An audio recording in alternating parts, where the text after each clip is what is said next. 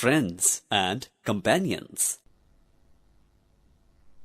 This story is about those times when the tame animals were wild. The dog was wild. The horse was wild.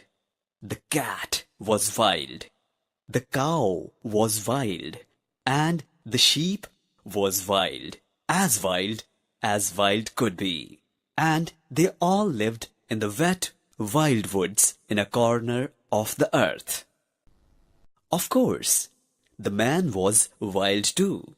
He was dreadfully wild, wandering about here and there, sleeping on the branches of trees. He didn't even begin to be tame till he met the woman, and she told him that she did not like him being so wild. One day, she picked out a nice dry cave. She strewed clean fine sand on the floor, and she lit a nice fire of wood at the back of the cave. She hung a dried wild horse skin across the opening of the cave for a curtain, and she said, "Wipe your feet, dear, when you come in, and now we will keep house." That night, she made delicious wild sheep, flavored it with wild garlic and wild pepper, and roasted it on hot stones. She also cooked wild duck stuffed with wild rice and wild herbs like mint and coriander. They finished off their tasty meal with juicy wild cherries, as red can be. The aroma of the roasted food wafted out of all those in the wet field woods. The man went to sleep in front of the fire, ever so content, but the woman sat up, combing her long hair. Then she took the bone off the shoulder of the half-eaten wild sheep, the big, fat blade bone, threw into the fire, and she made a magic. She made the first singing magic of the world. Out in the wet wild woods, all the wild animals gathered together where they could see the light of the fire a long way off, and they wondered what it meant.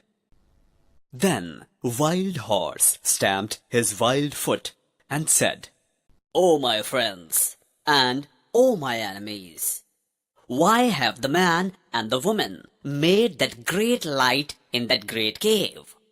What harm will it do to us?" Wild Dog lifted up his wild nose and smelled the aroma of the roasted sheep and said, "I will go up and look, then come back and tell you what I saw. I too am worried. Wildcat, come with me." Meow. mewed Wildcat, purring. I am the cat who walks by herself. I will not come with you.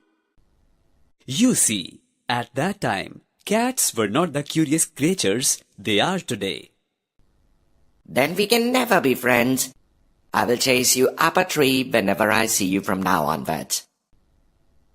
Wildcat twitched her tail in anger and turned her back on him.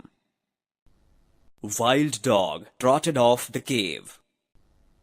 When Wild Dog reached the mouth of the cave, he lifted up the dried horse-skin curtain with his nose and sniffed the aroma of the roasted sheep.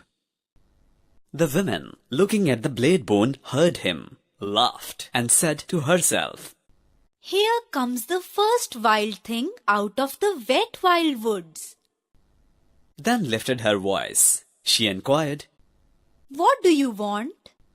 Wild Dog said, Oh, my enemy and wife of my enemy, what is it that smells so good in the wet wild woods? The woman picked up a roasted sheep bone and threw it to Wild Dog and said, Wild thing out of the wet wild woods, taste and try it. Wild Dog gnawed the bone, and it was the tastiest thing he had ever eaten.